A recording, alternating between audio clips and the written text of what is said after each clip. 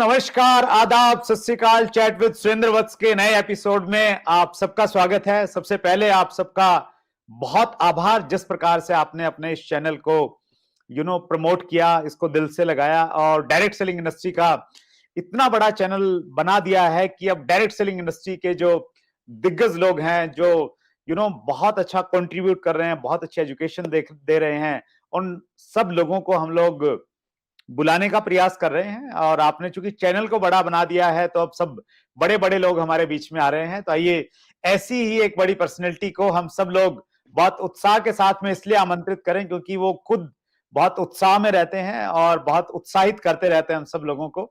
सो आइए, आज के इस नए एपिसोड में हमारे मेहमान हैं Indian school of network marketing, इस बहुत बड़े चैनल को चलाने वाले इसके फाउंडर शशीष कुमार तिवारी जी। शशीष जी का आइए हम सब लोग स्वागत करें। शशीष जी, चैट विद सुरेंद्र वत्स में आपका बहुत बहुत स्वागत है। Thank you so much Surendra sir और पूरी टीम, मुझे इनवाइट करने के लिए। और काफ़ी दिनों से मुझे लगता है कि जब मैंने Indian school of network marketing की शुरुआत की थी, लगभग उसी टाइम में चैट विद सुरेंद्र वत्स इस चैनल की और इस इनिशिएटिव की भी आपने शुरुआत की थी। और तब से लेके अभी तक आपके बहुत सारे एपिसोड्स हम सब लोगों ने देखे, पूरे देश ने देखे, कई जगहों पे देखे गए। और अनडाउटेबली चैट विद सुरेंद्र वत्स अब ये सिर्फ एक चैनल नहीं है, ये एक सोच, एक विचार, जिस जिस विचार के साथ आप चले, मुझे लगता है कि आप पहले ऐसे शख्स हैं जिन्होंने ऐसा कुछ सोचा कि कैसे डायरेक्ट सेलिंग के सारे लीडर्स को या जो लोग भी इसमें कंट्रीब्यूशन दे रहे हैं, एक साथ एक मंच पे लेके आया जाए। तो सबसे पहले तो इसके लिए आपको बहुत बहुत बधाई सर। और मैं आपको शुक्रिया अदा इसलिए करना चाहता हूँ कि पिछले 1 डेढ़ वर्षों से मुझसे कई बार लोग पूछ रहे थे कि सर आप कब आएंगे, आप कब आएंगे। तो ये एक सवाल जो था उसका आपने जवाब दे दिया और इसके लिए आपका बहुत बहुत शुक्रिया। मैं आगे बढ़े शशीष जी, आपका जो हमने कमिंग सून का इंटरव्यू डाला था, तो उसमें कुछ लोगों ने आपके आने की खुशी में कुछ कमेंट्स किए हैं, मैं पढ़ना चाहता हूं। नरेंद्र साहू लिखते हैं, उन्होंने कमेंट किया है कि आशीष सर आपकी आवाज बहुत ही मैजिकल है। रजनीश कुमार ने लिखा है high energetic personality. Santosh Rohani लिखते हैं I am biggest fan of Shashish sir. Lal ji B Thakur लिखते हैं great mentor at earth. Abhishek लिखते हैं, Abhishek Malik official, it is going to be amazing. The common man ने लिखा है I love you sir. Arjun Kumar ने लिखा है सर आज तो तहलका मचने वाला है CWSP पर। अमरेश कुमार सूर्या ने लिखा है बहुत दिन से आपका इंतजार था CWSP पर। सुबोध कुमार मंडल ने लिखा है second Vivek Bindra is coming. तो ऐसे बहुत, देखिए आपके जो कमेंट्स मैंने पढ़े ना, स्पेशली मैं कोशिश करता हूं कमिंग सून के जितने भी इंटरव्यू हमारे रहते हैं, एक एक कमेंट्स को मैं पढूं और उससे कुछ क्वेश्चंस भी हम लोग लेते हैं, निकालते हैं। तो मैंने ये देखा सर आपके कमेंट्स में क्वेश्चंस बहुत ज्यादा नहीं पूछे लोगों ने, लेकिन आपके बारे में जो आपकी फैन फॉलोइंग है, तो वो इतने खुश थे, उस खुशी में वो क्वेश्चन पूछना भूल गए और आपकी प्रशंसा में उन्होंने बहुत कुछ लिखा है। मैं आपको बताऊं कि कई लोगों ने मुझे खुद व्हाट्सएप किया जिनके पास मेरे नंबर थे, और उनमें से बहुत सारे लोगों ने ऐसा लिखा था कि सर हमारा सपना पूरा हुआ। यानी मैं आना चाहता था डेफिनेटली, लेकिन मुझसे कहीं अधिक ये लोगों की चाहत थी जो हमारे चाहने वाले हैं कि सर कब आ रहे हैं, कब आ रहे हैं। तो ऐसे ऐसे कमेंट्स मुझे खुद आए कि सर हमारा सपना। कुछ लोगों ने मुझे स्क्रीनशॉट भेजा कि 11 महीने पहले, 12 महीने पहले उन्होंने आपके चैनल पे कमेंट किया है कि सर इनको बुलाइए, इनको बुलाइए, और फिर उसको भेजा मुझे कि सर हमारा सपना पूरा हो। तो आपको बहुत-बहुत शुक्रिया। थैंक यू सो मच शशीष जी। तो आपकी एनर्जी को देख के पूरा हिंदुस्तान ही मोटिवेट रहता है, यूथ बहुत मोटिवेट रहता है। मैं बहुत पर्सनली बहुत अच्छा लगता है आपका एनर्जी लेवल देख के, आपका कंटेंट बहुत अच्छा रहता है, ब्यूटीफुल।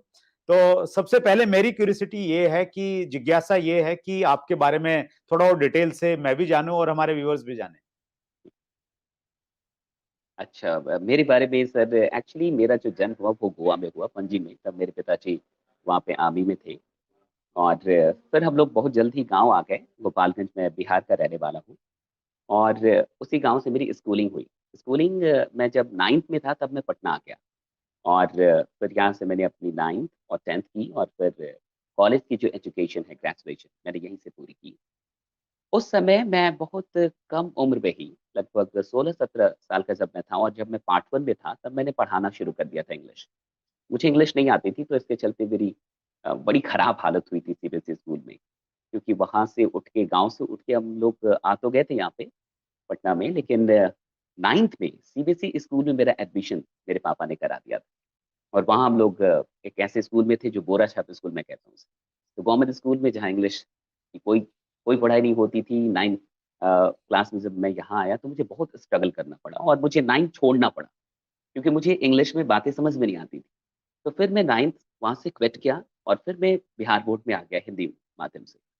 फिर मैंने 10th की, फिर मैंने 12th की। 12th करने के बाद मैंने इंग्लिश सीखनी शुरू की। और सर कहिए, इतना जुनून था, इतना पागलपन था, और एक ज़िद था कि बदला लेना है। मैंने कई बार कहा कि इंग्लिश मेरे लिए कोई विषय नहीं थी।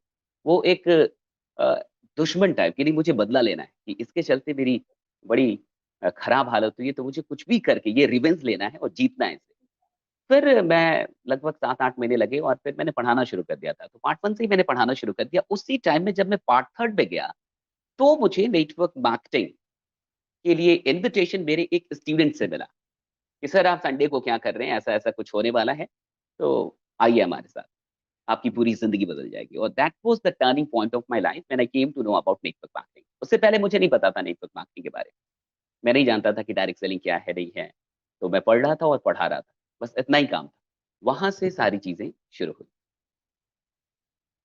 सो आप डायरेक्ट सेलिंग में आए सर। डायरेक्ट सेलिंग में आपको सबसे पहले तो अच्छी चीज क्या लगी जिसको आपने लगा कि यस आपको डायरेक्ट सेलिंग करनी चाहिए?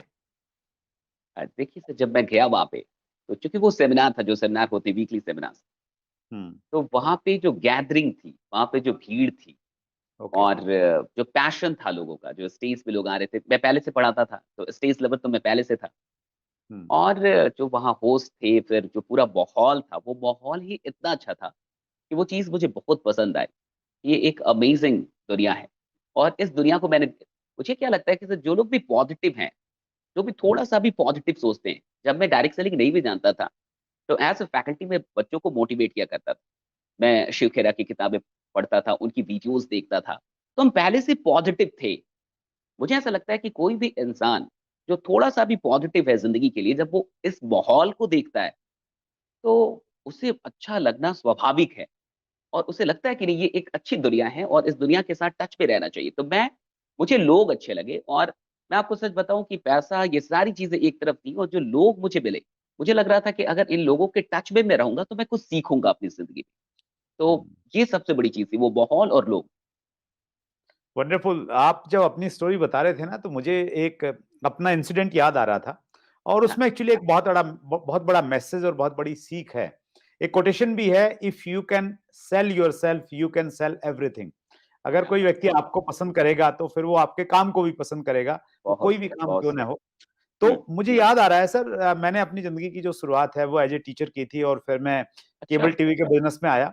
और केबल टीवी के बिज़नेस में जब मैं आया तो उस समय एसटीडी पीसीओ का एक ऐसा ट्रेंड चला था कि लोग एसटीडी पीसीओ बहुत खोलते थे। तो बहुत मैंने भी खोलते थे, एसटीडी हाँ। पीसीओ भी खोल लिया। तो एसटीडी पीसीओ जब मैंने खोला तो पास में एक होटल था, तो उस होटल में मीटिंग्स होती थी। ये बात कर रहा हूँ अच्छा, मैं आपसे अप्रोक्स 99 के आसपास की, 1999।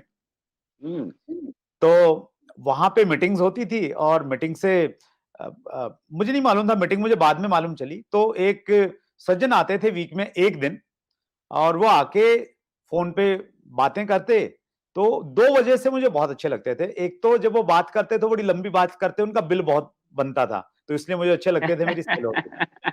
और क्या बात है! दूसरा उनकी बातों में मतलब ऐसे जैसे मैजिक था। बड़े प्यार से बातचीत कर रहे हैं, बड़े स्वीटली बात कर रहे हैं। मैं तो ऐसे लोगों को देखता नहीं था, तो मैं वैसे भी हरियाणा से हूँ, तो हरियाणा में तो हम लोग हमारी जो वहाँ भाषा है की थोड़ी भाषा अलग ही ही अलग रहती है। है। तो बिल्कुल, वहाँ पे मतलब मुझे बड़ा अच्छा लगता था। तो फिर मैंने पता किया कि यार ये बंदा कौन है, कहाँ से आता है? और भी कुछ लोग आ जाते थे कई बार बढ़िया सूट-वूट पहन के टाई-वाई में। तो मालूम चला कि ये होटल में ना एक मीटिंग करते हैं। तो बगैर अच्छा, किसी से पूछे एक दिन मैं जाके वहाँ उस मीटिंग में बैठ गया। क्या बात है! मतलब बिना किसी ने किसी मुझे इन्विटेशन के, हाँ, वो क्या बात किसी है! ने कुछ नहीं बोला। हुँ, मैंने वो मीटिंग अटेंड की, तो मीटिंग का तो जो माहौल रहता है डायरेक्ट सेलिंग में, तो वो तो चुंबक की तरह काम करता है, खींच लेता है ऑफ़ आदमी कोर्स। को अपनी तरफ। हाँ, तो उसने मुझे बहुत अट्रैक्ट किया। जो व्यक्ति क्या स्ट बात मुझे है! अब भी याद आ रहा है वो सीन, जो व्यक्ति स्टेज पे एमसी था, वो जिस प्रकार से बातचीत कर रहा था, लोगों को हँसा रहा था, तो वो बहुत अच्छा लगा मुझे।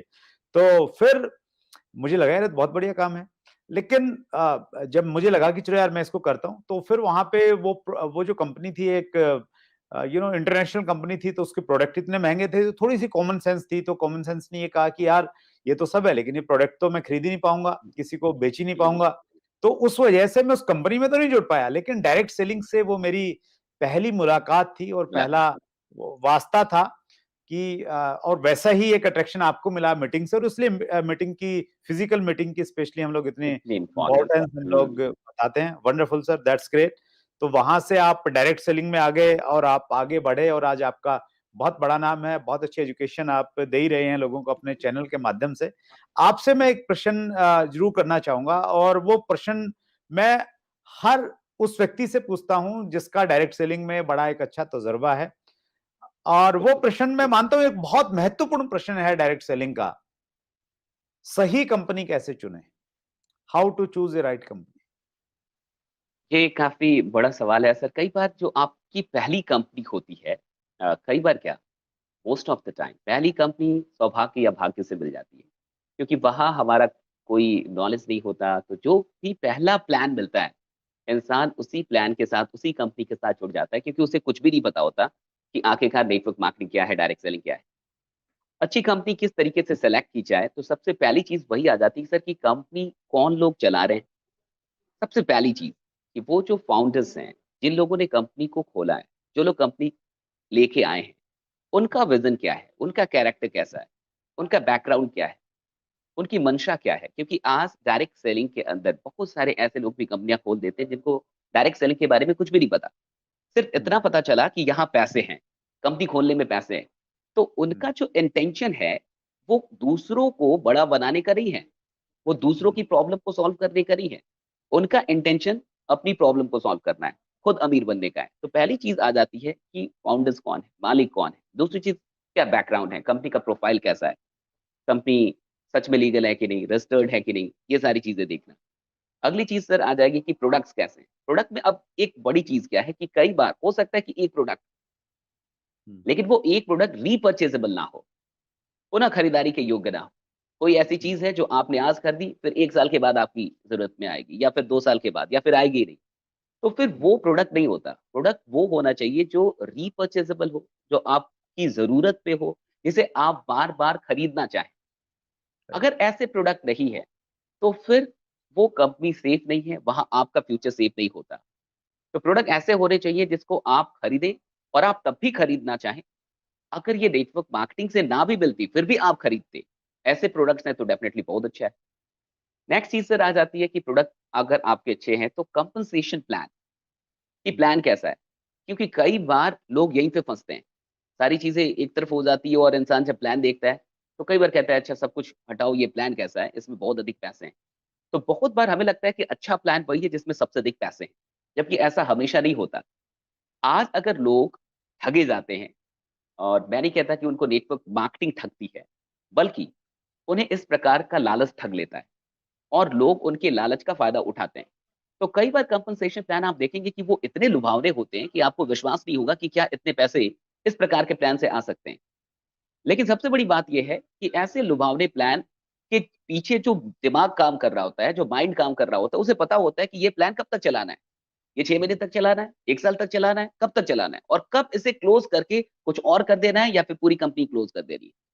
तो आपको ये देखना होगा कि जो डिस्ट्रीब्यूशन हो रहा है, क्या हम्म, वो वाक़ई कैलकुलेटिव है या फिर सिर्फ़ आपको लुभाने के लिए, जनता को बेवकूफ़ बनाने के लिए कि ठीक है, मनी का रोटेशन बढ़ जाएगा और फिर एक दिन हम लोग निकल जाएँगे या फिर इसे पूरा का पूरा ही चेंज कर देंगे। तो वहाँ लोग फँस जाते हैं। और लास्ट कि मैनेजमेंट कैसा है, एजुकेशन का सिस्टम है कि नहीं, एनवायरनमेंट कैसा है, ऑरा कैसा है। आप किसी कंपनी के ऑफ़िस में जाते हैं, लोगों से मिलते हैं या फिर आप उसके इवेंट में जाते हैं, एक ऑरा होती है सर। पता चल जाता है कि कैसे लोग हैं। आप समझ जाते हैं, आप ऑफ़िस में जाएँगे, आपको एक फ़ील आएगा कि हाँ, कैसे लोग हैं। और अगर एजुकेशन का कोई सिस्टम नहीं है, अगर कंपनी का ध्यान एजुकेशन पे नहीं है, लोगों को डेवलप करने पे नहीं है, तो फिर वहां भी आपका फ्यूचर अच्छा नहीं होने वाला। हो सकता है कि ये 3-4 चीजें अच्छी है, लेकिन वो एजुकेशन का कोई सिस्टम नहीं है, जो लोग आए हैं उनको नेटवर्किंग का कुछ नहीं पता, जो मालिक हैं तो वो कभी एजुकेशन पे फोकस नहीं कर पाएंगे, क्योंकि उन्हें पता ही नहीं कि ये जो व्यवसाय ये चलता कैसे है। तो वहाँ ये कुछ चीजें हैं जिसे देख के, जिसे बहुत ध्यान से समझ के इंसान को किसी भी कंपनी का चुनाव करना चाहिए।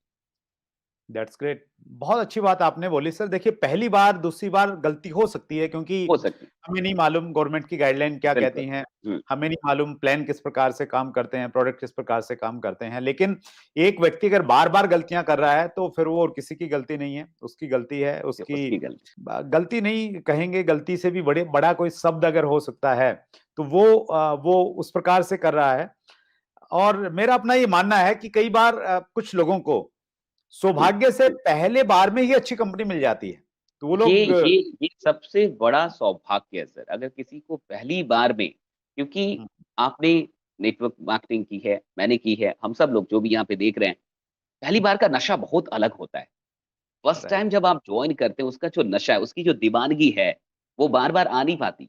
अगर किसी के साथ आ रही है तो बहुत अच्छी बात है, लेकिन बहुत प्रैक्टिकल होके जिन लोगों को एहसास है एक से अधिक कंपनियों में काम करने का, वो इस बात को मानते हैं कि वो जो पहली कंपनी और पहला इश्क, ये कई बार हम्म, रिपीट नहीं हो पाता। उसकी हम्म, दीवानगी रिपीट नहीं हो पाती। तो ट्रू, अगर किसी को पहली बार में अच्छी कंपनी मिल गई है, आपने बिल्कुल सही कहा सर, ये बहुत वो सौभाग्यशाली इंसान है। राइट। तो 4 पैरामीटर्स आपने बताए सर। पहले कंपनी, उसका हाँ, मैनेजमेंट, उसकी बैकग्राउंड, स्पेशली उसकी इंटेंशन हम लोग देखने की कोशिश करें। दूसरा, जी, उसका प्रोडक्ट हम लोग देखें। बिल्कुल। तीसरा आपने बताया सर, कंपनसेशन प्लान देखें। और चौथा, उसका मैनेजमेंट का, कंपनी का एजुकेशन सिस्टम प्रॉपर है या नहीं है, क्योंकि नहीं, एजुकेशन नहीं होगी तो फिर चीजें काम नहीं करेंगी। नहीं बहुत बढ़िया। करेंगे। डायरेक्ट सेलिंग में एक बहुत बड़ी समस्या लोगों के सामने तब होती है जब वो प्रोस्पेक्ट्स की लिस्ट बनाना छोड़ देते हैं, हुँ, नामों को ऐड करना छोड़ देते हैं। तो तब बहुत सारी प्रॉब्लम्स उनके सामने आ जाती हैं, और जब लिस्ट रहती है उनके पास में, तो फिर प्रॉब्लम आती ही नहीं कुछ भी। 2 नए लोग आए और सारी प्रॉब्लम्स को खत्म कर देते हैं। तो बिल्कुल। ये जो एक सबसे बड़ी चीज है डायरेक्ट सेलिंग में, लिस्ट कैसे बनाएं, ऐसी लिस्ट जो कभी खत्म नहीं हो, हुँ, क्या करें sir? Sir no doubt sir, list जो है, ये रॉ मटेरियल है और यहीं से आपका बिज़नेस बढ़ता है। नेटवर्क मार्केटिंग में लिस्ट की सबसे अधिक इम्पोर्टेंस है। अब थोड़ा एक-एक करके समझते हैं, LIST। एल का मतलब हो जाता है सर कि लव। कितना लव है आपको लोगों से बात करने में और लोगों की ज़िंदगी को बदलने में। देखिए, लिस्ट किसके समाप्त होते हैं, इस बात को समझना होगा। लिस्ट उसके समाप्त होंगे जिसे सिर्फ़ अपने आप से मोहब्बत है, जो सिर्फ़ अपने लिए आया है, जो सिर्फ़ अपने पैसे बना रहा है। मान के चलिए कोई ऐसा लीडर है, जो आज ₹50,000 कमाने लगा, ₹1,00,000 कमाने लगा, अब वो लिस्ट नहीं बना रहा। अब वो प्रोस्पेक्टिंग छोड़ चुका है। क्यों छोड़ चुका है? क्योंकि उसको लगता था कि प्रोस्पेक्टिंग की ज़रूरत तभी तक है, जब तक कि उसे एक निश्चित या इस प्रकार का पैसा ना आने लगे। इसका हम्म, मतलब ये है कि वो सिर्फ़ पैसों से ही प्यार कर रहा था, उसे लोगों से प्यार नहीं था। हम्म, लिस्ट वो आप कह रहे हैं एंडलेस लिस्ट कभी ना समाप्त हो। ये कब होगा? जब आपके अंदर एक ऐसी मोहब्बत हो जो मोहब्बत कभी समाप्त ना हो। किस बात की मोहब्बत? कि लोगों की ज़िंदगी आपको बदलनी है। आपको लोगों को इस दुनिया में लेके आना है। जिस इंसान ने मुझे ये दुनिया दिखाई, क्या मैं सपने में भी कभी भी ज़िंदगी में उसका नाम भूल पाऊँगा? उसका चेहरा भूल पाऊँगा? कभी नहीं। आप इस बात की मोहब्बत पैदा करनी होगी एक लीडर को कि आप लोगों को इस इंडस्ट्री में लेके आएँ। आप वो चेहरा बन रहे हैं किसी को इस इंडस्ट्री इस सुंदर दुनिया में लेके आने का। तो पहली चीज़ लव, कितनी लव है आप में लोगों से बात करने की, लोगों की ज़िंदगी बदलने की और लोगों को इस इंडस्ट्री में लेके आने की। या मैंने लेके आया, ये इसकी मोहब्बत होनी चाहिए। दूसरी चीज़ में आते हैं आई, इग्नाइट द फायर। देखिए, बिज़नेस एक जुनून वाला काम है। अमीर हम्म, बनना इतना आसान होता सर तो हर इंसान अमीर बन जाता।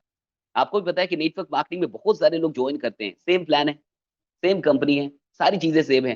कुछ ही लोग पैसे कमाते हैं, सब लोग पैसे नहीं कमाते, जो रियलिटी है। ये क्यों नहीं कमा रहे? प्लान तो वही है, सब कुछ तो वही है, सारी सुविधाएँ वही है।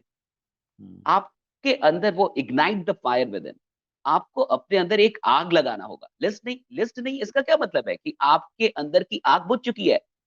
आपके अंदर जो अमीर बनने की आग थी ना जब आपने जॉइन किया था, वो आग हम्म, आग बुझा चुके हैं आप। वरना चलते-फिरते हमेशा आप लोगों से ही घिरे हैं। अगर आज आप अकेले भी हैं, वहाँ भी आप लोगों के साथ हैं। क्यों? क्योंकि जब इंसान अकेला है तो फेसबुक पे है। कहाँ पे है? इंस्टा पे है। कहाँ पे है? सोशल मीडिया पे। तो तो आप अकेले हैं कहाँ? एकांत में रहना तो बहुत ही मुश्किल काम है।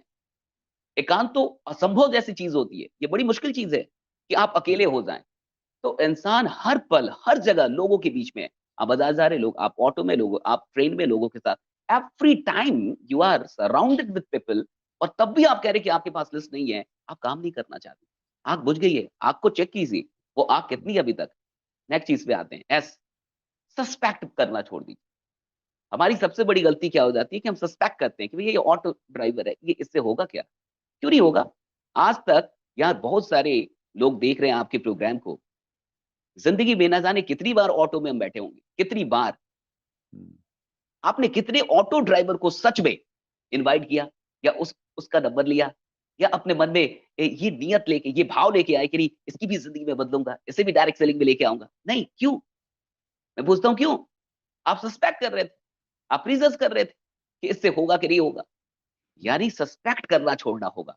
और T, try again and again and again and again करते रहिए ट्राई, छोड़िए मत। आप बताइए 140 करोड़ की आबादी तो हम लेके घूम रहे हैं, यहाँ लोगों की कमी कहाँ है? यहाँ तो अधिकता होती जा रही है, यहाँ तो सरकार पे दबाव बनाया जा रहा है कि जनसंख्या कानून लेके आइए कुछ।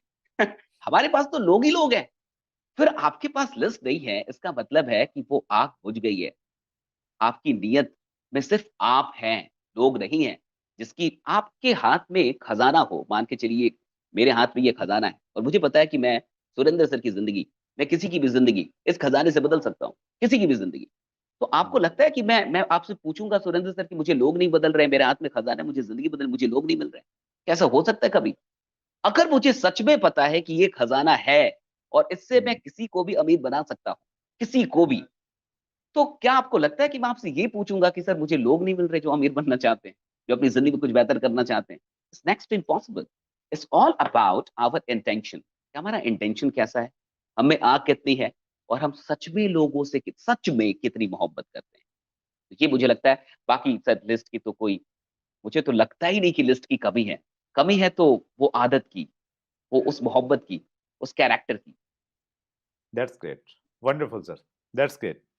और सिद्धार्थ सिंह जी को मैंने इनवाइट किया था, शशि सर, तो उन्होंने बड़ी अच्छी बात कही। मैंने लिस्ट की इंपॉर्टेंस के बारे में उनसे पूछा, तो उन्होंने बोला कि जिस प्रकार एबीसीडी के बिना सेंटेंस क्या नहीं बन सकता अंग्रेजी में, क्या तो बात, वैसे क्या लिस्ट के बात, बिना तो आप चल ही नहीं गजब। पाएंगे। ये तो इतनी इतनी इंपॉर्टेंस है डायरेक्ट सेलिंग में, और उसको आपने LIST, ये 4 टर्म से आपने बता दिया, तो सबको याद रहने वाली है। That's great. कुछ व्यूअर्स के क्वेश्चंस हम लोग ले लेते हैं सर, बहुत सारे क्वेश्चंस व्यूअर ने पूछे हैं। तो पहला क्वेश्चन मैं ले रहा हूं। ये प्रश्न रजनीश कुमार ने भी पूछा है, और यही प्रश्न पूछा है भाद्रेश माची ने। हम्म, कम समय में बड़ी टीम कैसे बनाएं? That's great. अब देखिए सर, कम समय में बड़ी टीम या कम समय में बहुत अधिक पैसा कैसे कमाएं, ये हुक है। मार्केट में इसी हुक का इस्तेमाल करके, इसी लालच का इस्तेमाल करके लोग मनी रोटेशन जैसी बहुत सारी कंपनियां चला लेते हैं, बहुत सारा प्लान चला लेते हैं। क्योंकि लालच कहाँ पे है? कम समय में बड़ा पैसा कैसे कमाएं। कम समय में ताजमहल खड़ा नहीं हो सकता सर, कम समय में आप नहीं बने। ये जो सुरेंद्र बस जो नाम है, ये आज जो इस नाम को पूरे देश के अंदर, कई देशों के अंदर जाना जा रहा है, ये कम समय में नहीं बना है सर। आज लोग आपको 2 साल से चैनल पे देख रहे हैं, यूट्यूब पे, लेकिन इस 2 साल के पीछे जो 18-20 साल लगे हैं, वो कौन देख रहा है? तो वो जो टाइम है, जो पर्दे के पीछे का टाइम है, जो आपके संघर्ष का टाइम, वो आपने दिया है, तब आज आपको दुनिया सुन रही है, लोग आपको देख रहे हैं। तब जाके आज ये चैनल डायरेक्ट सेलिंग का नंबर 1 प्रोग्राम बन चुका है। पहली चीज ये समझ लेनी होगी कि कोई भी बड़ी चीज जिंदगी में वक्त मांगती है, वो रातों रात कंप्लीट नहीं हो सकती। दूसरी चीज, बड़ी बड़ी बड़ी चीज को या बड़ी टीम को परिभाषित करना होगा। हो सकता है किसी के लिए 500 की टीम बड़ी हो सकता है किसी के लिए 1 लाख की भी टीम बड़ी ना हो। तो बड़ी टीम से आपका आशय क्या है, पहले आपको इससे डिफाइन करना होगा, बिल्कुल क्लियर करना होगा कि बड़ी टीम मतलब क्या, और कम टाइम मतलब क्या। कम टाइम मतलब तो 1 दिन भी हो सकता है ना, 1 साल भी हो सकता है, किसी के लिए कम टाइम 2 साल भी हो सकते हैं, 3 साल भी हो सकते हैं, और हो सकता है कि कोई 40 साल का इंसान हो, उसके ऊपर कुछ ऐसी विवशताएं हो, कुछ ऐसी परिस्थिति बन गई हो कि अब उसे 2 साल के अंदर ही बहुत बड़ा पैसा चाहिए। और हो सकता है कि कोई 16 साल का बच्चा हो और उसके लिए कम टाइम का मतलब 10 साल भी हो, कि अगर मैं 25 साल की उम्र में भी करोड़पति बन जाता हूं और मेरे पास जिंदगी में ये सारी चीजें हो जाती हैं, तो डेफिनेटली बहुत अच्छा है। तो उसके लिए कम टाइम 10 साल भी हो सकते हैं। तो पहली चीज आपको यहाँ पे बहुत ही परिभाषित करने की आवश्यकता है कि बड़ी टीम का अर्थ आपके लिए क्या है और कम टाइम का अर्थ आपके लिए क्या है। ये दो चीजें। अब इसके बाद जो चीज आती है वो आती है कि बड़ी टीम के लिए आपके पास बड़ा जुनून चाहिए, बड़ी टीम के लिए आपके पास बड़ी ऊर्जा चाहिए, बड़ी टीम के लिए आपको बहुत अधिक प्लान दिखाना होगा और कोई शॉर्टकट यहाँ पे है नहीं।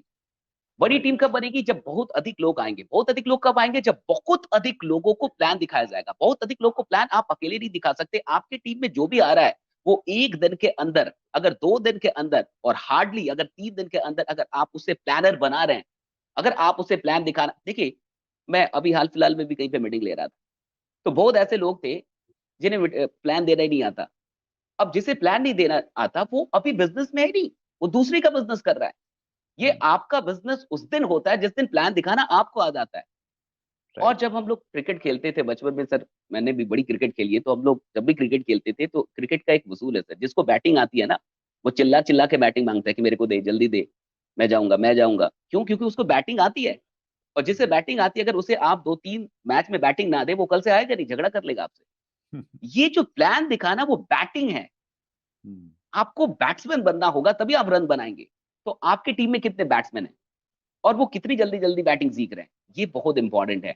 बाकी एक स्ट्रैटेजी वाइज काम करना होता है, ट्रेनिंग पे फिर बहुत ध्यान देना होगा। जो लोग, होता क्या है ना सर कि 50 लोग आ गए, ऐसा नहीं है एक इंसान आता है बहुत जल्दी टीम बना देता है। कई लोग ऐसे होते हैं जिनका ट्रस्ट बहुत अच्छा होता है, मार्केट में इमेज बड़ी अच्छी होती है, उन पे लोग ट्रस्ट करते हैं, वो आते 1 महीने में 100 की टीम, 1 महीने में 500 की टीम। लेकिन सर छठे महीने में उस इंसान के पास 5 लोग भी नहीं होते। या क्या हो गया? हुआ ये कि लोग तो आते गए लेकिन ट्रेंड नहीं हुए, सिखाए नहीं गए काम कैसे करना है। हमारा ध्यान सिर्फ टीम में नए लोग कैसे आए इस पे था। जो आ चुके हैं उनको हम सुपरस्टार कैसे बनाएं, उनके अंदर हम स्किल कैसा पैदा करें, इस पे हमारा ध्यान नहीं था, जिसके चलते टीम तेजी में बढ़ नहीं पाती। एक टाइम के बाद स्टैग्नेंसी आ जाती है, एक टाइम के बाद चीजें रुकने लगती है या फिर नीचे उतरने लगती है। उसका सिंपल सा रीजन है कि जो लोग आ रहे हैं उनकी ट्रेनिंग पे ध्यान नहीं दिया जा रहा। राइट। तो बात तो आपने तो Indian school of direct selling network marketing खोला है सर, तो आप कैसे हेल्प कर सकते हैं लोगों की कि वो बड़ी टीम जल्दी बनाए? सर जब Indian school of network marketing की शुरुआत हम लोगों ने की तो डेफिनेटली हमारा एक ही मकसद था कि कोई भी इंसान जो एक बार नेटवर्क मार्केटिंग में आ जाए फिर वो पूरी जिंदगी कुछ भी हो जाए यहाँ से दूर ना जाए, इस दुनिया से निकल के ना जाए। उसे ऐसी एजुकेशन, ऐसी नॉलेज, ऐसे स्किल्स दे दिए जाएं कि वो नेटवर्क मार्केटिंग में सफल हो। हमें असफलता की कहानियां नहीं चाहिए, हमें सफलता की कहानियां चाहिए। तो इसके लिए हम लोग सर एक नेटवर्क मार्केटिंग प्रभास करके अपना कोर्स लेके आए। वो भी अभी हम लोग कई हमारे पार्टिसिपेंट हैं, हजारों लोग हैं जो उसका इस्तेमाल कर रहे हैं, जहां हम लोग नेटवर्क मार्केटिंग में सारी चीजें, जो भी चीजें उसके लिए आवश्यक है कि किस तरह शुरू से लेकर अंत तक कि उसे क्या करना है, क्लोजिंग कैसे होगी, प्रोस्पेक्टिंग कैसे होगी, लिस्ट कैसे बनाना है, हाँ लीडरशिप कैसे, लोगों की परफॉर्मेंस को आप कैसे अच्छा करते हैं, किस इंसान को कैसे लीडर बनाना है, कैसे उसके कॉन्फिडेंस को बिल्डअप करना है, हर चीज। और स्टेप बाय स्टेप वो सारी चीजें हम लोगों ने 100+ वीडियोस की वो कोर्स है वो हम लोग। और अभी जो ये लॉकडाउन जब हुआ सर तो राइट। ऑफलाइन चीजें हट गई, फिजिकल हम्म। मीटिंग्स हट गए। तब हम लोगों ने डिजिटल नेटवर्क मार्केटिंग एक वर्कशॉप की शुरुआत की जो ऑनलाइन ही चलता है, वो 4 दिनों का वर्कशॉप होता है। तो इन दो तरीकों से और बाकी तो सर चैनल के थ्रू और वीडियोस के थ्रू हम लोग रेगुलर हेल्प कर रहे हैं। जो भी व्यक्ति हमारे यहाँ पे आता है सर, और अगर वो कुछ उसके पास एजुकेशनल मटेरियल है, कुछ कोर्स है, तो हम उनसे रिक्वेस्ट करते हैं कि आप कोर्स अपने प्लेटफॉर्म पे, तो नेचुरली लोग आपका से सीख भी रहे हैं और फायदा भी उठा रहे होंगे, लेकिन हम ये चाहते हैं कि चैट विद सुरेंद्र वत्स की फैमिली के लिए आप एक ऐसा, लर्नर्स के लिए स्पेशली, सब तो किसी भी काम को नहीं करते हैं, तो उनके लिए कुछ एक ऐसा ऑफर दीजिए, ऐसे रेट्स दीजिए कि वो कहीं से नहीं मिले उनको, तो उनको एटलीस्ट इस इंटरव्यू में जाना पड़े और डिस्क्रिप्शन में जाकर उस लिंक पे जाएं ताकि वो बेस्ट रेट उसको मिल पाए। क्या दे बिल्कुल सकते सर। सर ये जो एनएमबी हमारा है नेटवर्क मार्केटिंग प्रभास, वो हम लोग की जो कोर्स है वो 32,000 की है। लेकिन जो लोग भी हमारा डीएनएम करते हैं, डिजिटल नेटवर्क मार्केटिंग करके आते हैं, वो 199 का होता है मात्र। वो काफी कम में हमने डीएनएम रखा है, बहुत कम में, जो कोई भी इंसान दे सकता है। वो 4 दिनों की वर्कशॉप है और जो लोग भी अटेंड करते हैं वो कहते हैं कि ये किसी कोर्स से कम नहीं है। तो उससे जब लोग अटेंड कर लेते हैं तो वो हम लोग नेटवर्क मार्केटिंग प्रभास जो हमारा मेन कोर्स है वो हम लोग 90% डिस्काउंट करके उनको 3,200 में देते हैं। लेकिन ओके। यहाँ से और चैट विद सुरेंद्र बस आपके इस चैनल के थ्रू अगर कोई भी लेगा तो उसमें भी हम लोग कुछ उसे ये करके और 2800 तक प्रोवाइड कर लेंगे सर। वाह, वो थैंक यू उसे सो कहीं मच। नहीं मिलेगा, वो मेरे थ्रू भी नहीं मिलेगा उसे। वो हमारे थ्रू भी वो आएगा तो उसे नहीं मिलेगा। That's great. ये एक्चुअली हम लोगों ने ऐसे ही प्रयास किया, शायद पहली बार हमारे यहाँ पे डॉक्टर जितेन आर्या आए थे गुजरात से, तो उस समय हमने शुरुआत किया, तो उनका अपना एक मॉड्यूल था ट्रेनिंग का, तो उसके बारे में बातचीत की। तो उसके बाद में हमने परंपरा बना ली कि कोई भी व्यक्ति अगर, क्योंकि हम एक्चुअली एजुकेशन को बहुत प्रमोट करते हैं और एजुकेशन एक ऐसी चीज है जिसको हमें प्रमोट करना चाहिए। और हमने भी शशि जी CWSU आप एकेडमी आपसे ही शायद मोटिवेट होके CWSU academy, chat with Surendra Vats academy, हम लोगों ने एक स्टार्ट किया वेंचर। एक्चुअली बहुत सारी क्वेरीज आ रही थी एजुकेशन को लेके। बिल्कुल, एजुकेशन बिल्कुल। में एक्चुअली क्या है सर, देखिए बहुत सारे लोग आज एजुकेशन देते हैं, एग्ज़ैक्टली। लेकिन व्यक्ति जब किसी पर्सनैलिटी से प्रभावित हो जाता है ना, तो उसको लगता है कि यार ये अगर मुझे एजुकेशन देगा ना, तो वो अल्टीमेट एजुकेशन होने वाली है। बहुत सही सर, बहुत सही। तो उस लिहाज से हम लोगों ने 1 साल पहले कुछ मेंटली प्रिपरेशन किया टीम ने कि चलो यार, हम लोगों को एक एजुकेशन देंगे, और A to Z of direct selling करके एक छोटा-सा बीज दिमाग में आया कि डायरेक्ट सेलिंग की A से लेके Z तक हम सारी चीज़ें हम लोग प्रोवाइड करवाएँगे। और क्या फिर उस पे काम शुरू हुआ, रिकॉर्डिंग्स होना स्टार्ट हुई, तो वो चलता रहा। तो अभी अगस्त में 5 अगस्त को हम लोग उसको लॉन्च कर रहे हैं, उस प्रोग्राम को क्या पहली बात बार, है! A to Z of direct selling बहुत-बहुत पार्ट 1। जी, ढेर सारी तो शुभकामनाएँ सर और आपके अनुभव से नो डाउट बहुत फ़ायदा मिलने वाला है, क्योंकि इसमें आपका एक लंबा अनुभव लगा हुआ है। जी, जी, शशि जी, लेकिन मेरा अपना मानना है कि अ, सब लोगों को शायद उससे बेनिफिट नहीं होगा। कुछ लोगों को तब बेनिफिट होगा जब वो सुशीष कुमार जी का ब्रह्मास्त्र अटेंड करेंगे, उससे फ़ायदा होगा, क्योंकि वो आपकी पर्सनैलिटी से रिलेट कर रहे हैं, आपकी पर्सनैलिटी से प्रभावित हैं, और आपके श्रीमुख से जब वो सुनेंगे तो उनको बहुत ज़्यादा फ़ायदा होगा। तो फ़ायदा हो और वो अच्छी एजुकेशन बहुत एक डिस्काउंटेड रेट में उनको मिल जाए, तो वो हमारा प्रयास रहता है। तो डिस्क्रिप्शन में हम लोग उसका लिंक डालेंगे ताकि मैक्सिमम लोगों को उसका बेनिफिट मिल जाए। बिल्कुल लास्ट में हम लोग सतीश जी हैं इस इंटरव्यू के, और मेरा लास्ट प्रश्न आपसे है, funny moment of your life, जिंदगी में कुछ ऐसे मौके रहते हैं जिनको याद करके हमें अच्छा लगता है, और जब हम लोगों को शेयर करते हैं उनको भी अच्छा लगता है। तो कुछ ऐसे लम्हे रहे होंगे आपकी जिंदगी के भी? सर फ़नी मोमेंट तो बड़े कम रहे हैं और रहे भी हैं तो मुझे उतने याद नहीं रहते और मतलब मेरी ज़िंदगी में एक चीज़ है सर, मैं आपको यहाँ बता रहा हूँ, दर्शकों को भी बता रहा हूँ, कि सर। मुझे पुरानी बातें बहुत अधिक याद ही नहीं रहती। मैंने अपनी लाइफ़ में बड़ा स्ट्रगल किया, बहुत संघर्ष किया है। तो कई बार लोग मुझसे पूछते हैं कि सर आप इतने पॉज़िटिव कैसे रहते हैं? आप हताश नहीं होते, आप डिप्रेशन में कभी नहीं गए। तो मुझे याद ही नहीं रहता कि मैंने कितना संघर्ष किया है। तो बहुत सारी चीज़ें जो काम की रही हैं, वो मेरे दिमाग में क्या पता क्यों रहती ही नहीं है पास्ट की। तो मुझे सिर्फ़ प्रेज़ेंट और फ्यूचर दिख रहा होता है और अगर कुछ रहा भी तो वो कुछ ऐसा था कि जीवन में कुछ बढ़िया मिल गया या कुछ उपलब्धि वाली चीज़ें, वो थोड़ी-सी याद रही। कोई टर्निंग पॉइंट है, वो याद रहा।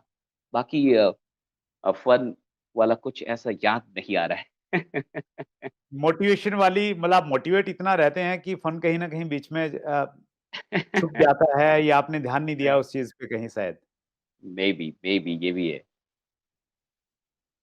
तो ओवरऑल कुछ ऐसा रहता है दोस्तों, मतलब देखिए जब हम एजुकेशन में आते हैं ना, तो कई बार हम लोग उस ओरा से बाहर निकल ही नहीं पाते, सिर्फ एजुकेशन की ही बातचीत करते हैं। जैसे कुछ अच्छे जो कलाकार होते हैं फिल्म इंडस्ट्री में, तो वो जब एक रोल करते हैं तो वो उसमें इतना खो जाते हैं कि उनको महीनों लग जाते हैं उससे बाहर निकलने के लिए।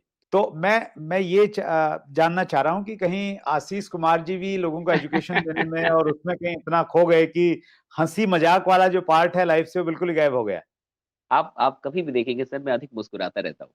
आपको जी। मेरी कोई पिक नहीं मिलेगी जिसमें मैं मुस्कुरा तो जो हँसी है और जो खुशी है और जो आनंद है, वो अंदर हम्म, में इतना अधिक है कि फिर हम्म, बाहर से किसी भी फ़न की या किसी और चीज़ की या किसी कॉमेडी शो की आवश्यकता पड़ती नहीं है। वो तब राइट। पड़ती है जब आप काफ़ी दुखित चल रहे हैं, अपने काम को घसीट-घसीट के कर रहे हैं, मन नहीं है फिर भी कर रहे हैं।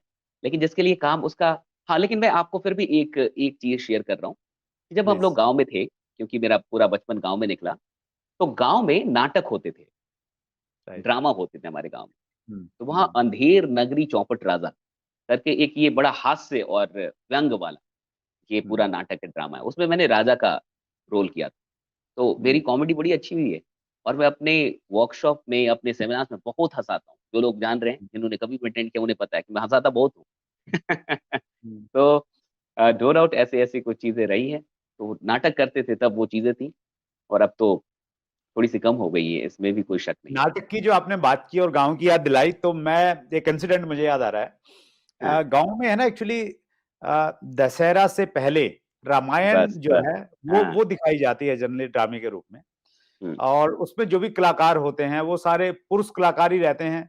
महिलाओं का जो रोल है वो भी वही रोल करते हैं, चाहे हाँ, वो कौशल्या का है या सीता माता का रोल वो सभी करते हैं।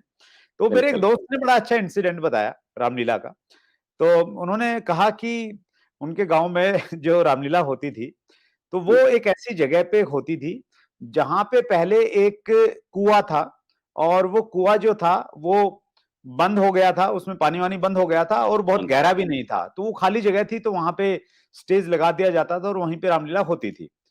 तो जब एक समय आता है राम को राज्य मिल जाता है और बाद में फिर वो सीता जी को छोड़ देते हैं और सीता जो है धरती में समा जाती है, तो वो जो सीन आता था, तो जो मैनेजमेंट वाले लोग थे तो उन्होंने बोला यार इस बार हम कुछ अलग करेंगे और अलग ये करेंगे कि जब सीता समाने वाला सीन है तो वो कुआं है, उसमें थोड़ा और मिट्टी डाल देंगे और कुछ ऐसा करेंगे कि वहां से चद्दर को हटा देंगे और सीता बिल्कुल ऐसे जमीन में समा जाएगी और लोगों को लगेगा कि वाह क्या अरे बात वाह! है। तो वो बड़ा अच्छा आइडिया लगा सबको कि यार क्या बात है, बहुत बढ़िया। तो उसमें वैसा हम लोग कर देंगे। तो जिस दिन वो सीन होना था, रात को सारी प्लानिंग होगी, सब कुछ हो गई। तो एक पुरुष थे जो सीता मैया के रोल में थे, तो हुँ, उनको सब कुछ समझा दिया गया कि भई ऐसे होना है और तुमने थोड़ी देर वहाँ पे नीचे ही रहना है जब तक रामलीला खत्म नीचे नहीं हो जाती। तो थोड़ा-सा सही तुमने बात। ध्यान रखना है उस चीज़ का। तो सब कुछ तय था, उस तय कार्यक्रम के अनुसार में जो सीता जी समा गई, समाने के बाद में बाकी रामलीला चल रही है, उसके आगे का पार्ट चल रहा है तो उसको वहीं पे रहना था। तो वो नीचे तो चला गया, नीचे क्या था कि वो खाली जगह थी तो वहाँ पे कुछ चींटियाँ, कुछ कीड़ी-मकोड़े तो वो वहाँ पे जमा हो गए थे, तो वो देखा नहीं गया था कि नीचे क्या है। ओह माय तो गॉड! वो उस व्यक्ति को जो वो धीरे-धीरे चींटियाँ उसके शरीर पे आने लग गई, तो कुछ अरे समय तो उसने सहन किया। लेकिन जब उससे सहन नहीं हुआ, तो वो बिल्कुल एकदम चीरता हुआ बाहर निकला और बाहर निकलने के बाद में जो उसने साड़ी-वाड़ी डाली हुई थी क्योंकि चींटियाँ चढ़ गई उसके शरीर पे तो ओह उसको माय बहुत गॉड! वो हो रहा था। तो वो अपना साड़ियाँ-वाड़ियाँ उतारते हुए बाहर जा रहा है और उसका नीचे का जो पाजामा और कमीज़ था उसके पुरुष का जो वेश था, तो वो दिख रहा है तो वो इतना फ़नी मोमेंट बना वहाँ पे, तो सब लोग ओह बिल्कुल माय गॉड!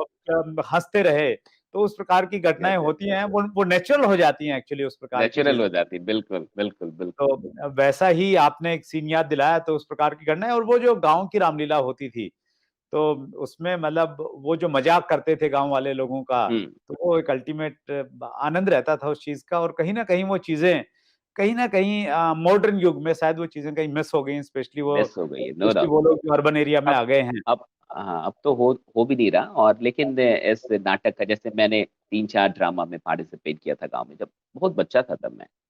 हुँ, हुँ। और मुझे लगता है कि वो जो मैंने नाटक में जो रोल किए, उसका मेरे व्यक्तित्व पे एक गहरा प्रभाव रहा और शायद मुझे वहीं से मंच मिलना शुरू हो गया था। हुँ, हुँ। तो गाँव का और उस नाटक इन सब चीज़ों का बहुत बड़ा रोल है, मुझे यहाँ तक लेके आने में। That's great. Wonderful Satish ji आप बहुत अच्छा काम कर रहे हैं। बहुत अच्छी एजुकेशन दे रहे हैं, आपका कंटेंट बहुत शानदार रहता है और इसी प्रकार से आप इंडस्ट्री को आगे सर्व करते रहिए और हमने जब ये चैनल स्टार्ट किया था, तो इसलिए स्टार्ट किया था कि इंडस्ट्री को हम लोग बहुत कुछ देना चाहते हैं और इंडस्ट्री को उस मुकाम पे लेके जाना चाहते हैं, जिसके लिए इंडस्ट्री बनी है, जिसके लिए इंडस्ट्री हकदार है और वो तभी हो पाएगा जब सब लोग संगठित होंगे, यूनाइटेड बिल्कुल, होंगे बहुत सही। और शायद हम लोग कामयाब रहे हैं। आपने बहुत एप्रिशिएट किया हमारे चैनल को, शायद हमारी टीम को बहुत अच्छा अनडाउटेडली, लगा होगा, हमारे व्यूअर्स को बहुत अच्छा लगा होगा। सो आज के अनडाउटेडली मुझे मुझे लगता है कि जी, नेटवर्क मार्केटिंग में जितने भी लोग हैं, उन सबको आपके चैनल को सब्सक्राइब कर लेना चाहिए, जुड़े रहना चाहिए, क्योंकि जो चीज़ आप कर रहे हैं, ये अभी तक भारत में किसी ने किया ही नहीं था। तो ये एक अद्भुत चीज़ मैं इसे कहता हूँ और वो आपकी सोच का परिणाम है। शायद आप बहुत पहले से सोच रहे होंगे, तब जाके आज आप इसे कर पा रहे हैं और डेफ़िनेटली हर एक नेटवर्क मार्केटर को इस चैनल से जुड़े रहना चाहिए और लगातार आपकी गतिविधियों पे नज़र भी डालते रहनी चाहिए क्योंकि आप बहुत सारी चीज़ें लेके आते हैं। Thank you so much Sushil ji, thank you so much. और बहुत अच्छा लगा मिलके ये आपसे। फिजिकली तो हम लोग नहीं मिले लेकिन वर्चुअली ही सही, ये पहली हमारी मुलाकात है और हमारे व्यूअर्स से आपकी पहली मुलाकात है। लेकिन आपके पास में जो खजाना है, जो अनुभव है, वो बहुत सारी चीजें मेरे पास में नोटेड हैं। तो हम लोग एक और इंटरव्यू करेंगे और उसमें वो जो बाकी बची हुई चीजें हैं उनको हम लोग कवर करेंगे। आज के कार्यक्रम में आने के लिए, समय निकालने के लिए बहुत बहुत धन्यवाद। Thank you very much. Thank you so much, sir. Thank you, Chat with Surendra Bas and all the team for inviting me. Thank you so much. Thank you so much. So ये थे सशीष कुमार तिवारी, जो Indian school of network marketing चलाते हैं। बहुत शानदार YouTube channel है सशीष जी का। अगर आपने उसको सब्सक्राइब नहीं किया हो तो बिल्कुल उसको भी आप जरूर सब्सक्राइब कीजिए। और उन्होंने घोषणा की कि उनका जो ब्रह्मास्त्र नाम से जो कोर्स है, बहुत कंसेशनल रेट में हमें अवेलेबल करवा रहे हैं, हमारे व्यूवर्स को करवा रहे हैं। तो डिस्क्रिप्शन में उसका लिंक हम लोग डाल रहे हैं। और हमारा हर एपिसोड क्विज कॉन्टेस्ट वाला एपिसोड होता है ताकि आप ध्यान से उसको देखें। और आज के एपिसोड को अगर आप ध्यान से देखेंगे और नीचे आपको 5 प्रश्न मिलेंगे, उनके आप सही जवाब देंगे तो उसका भी हम लोग आपको हमारे कोर्स में कुछ बेनिफिट आपको देने वाले हैं A to Z of direct selling में। तो एक बार फिर आप सभी का बहुत बहुत धन्यवाद। अपना ख्याल रखिएगा, आनंद में रहिएगा। इंडस्ट्री बहुत बड़ी होने वाली है तो कंसिस्टेंसी के साथ इसको करते रहिए। थैंक यू वेरी मच, बहुत बहुत धन्यवाद। अगले मंगलवार को रात्रि 8 बजे फिर एक बड़ी शख्सियत से मुलाकात होगी। Thank you. अगर आपने अभी तक chat with Surendra Vats channel को सब्सक्राइब नहीं किया है तो अभी सब्सक्राइब करें और बेल आइकन दबाना ना भूलें, जिससे आपको आने वाली सभी वीडियोस की अपडेट सबसे पहले मिले और हमारी किसी वीडियो को मिस ना करें। वीडियो को ज्यादा से ज्यादा शेयर और लाइक करके अपना प्यार जरूर दें।